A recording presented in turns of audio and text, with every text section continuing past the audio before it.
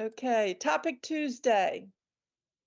So this is always an interesting topic about the aneurysms. There's a lot of information on our Facebook page about aneurysm, a lot of discussions about aneurysm, a lot of discussion about how to know when it's time to have surgery based on the size of your aneurysm, and why am I having surgery but this other person is not having surgery yet.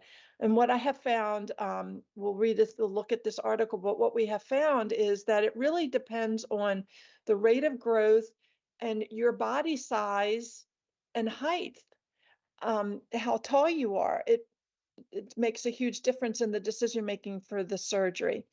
So it's important to know exactly what an aneurysm is, and it's an abnormal balloon-like bulge that forms in the walls of the artery, and they are known to be silent killers. So there is an article here that you can read. I'm just going to go over some of the main points. Um, it's important to know that an aneurysm can either be a thoracic aneurysm, which is in your chest, or an abdominal aneurysm that can be below your chest in your abdomen. Um, an, a, an, a thoracic aneurysm is much more significant and usually needs repaired much sooner than a abdominal aneurysm.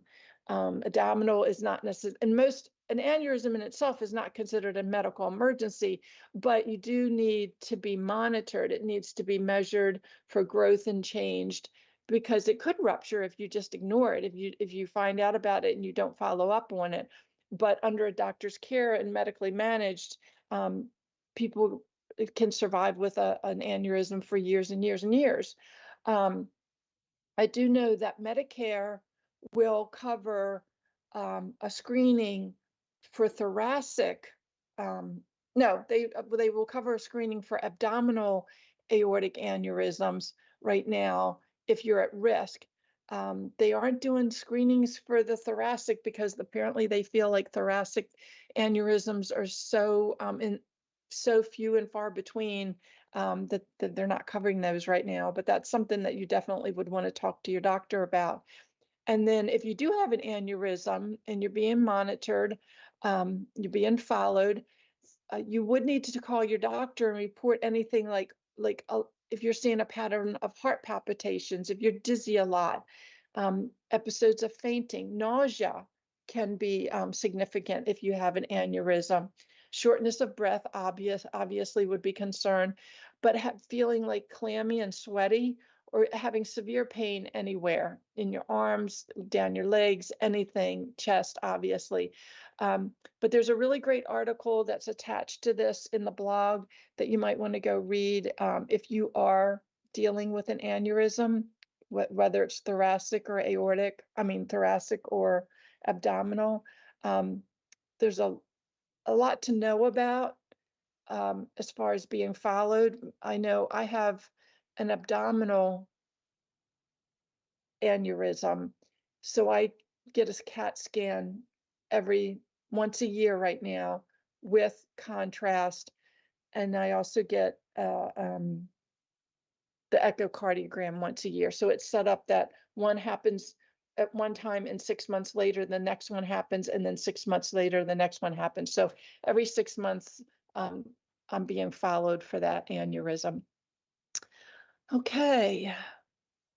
Nope, hold on. Let's take a second to catch up to some chat. So Molly says she loves her MicroLife blood pressure monitor. She got it at Costco and she brings it with her to her appointment so she can get it calibrated. Yes. Good idea. Her response to the birthday was March 26th. So it just happened. Okay. Yeah. So it just happened. So I don't know how I knew that, but I did. Yeah, and also her So anniversary was in the same week. that's right. That's right. Yeah. So Okay. I asked her, does it have an app? And she said, yep, links to your phone or device, Bluetooth. You can upload the readings and Wow. email them straight to your doctor. And what's the name of that one again? She called it a MicroLife. Microlife. Huh, I'll have to look for that one. Yep, and Thanks let's for the say hi heads to up on Felicia. that. Hi, Felicia. So happy there's people here today.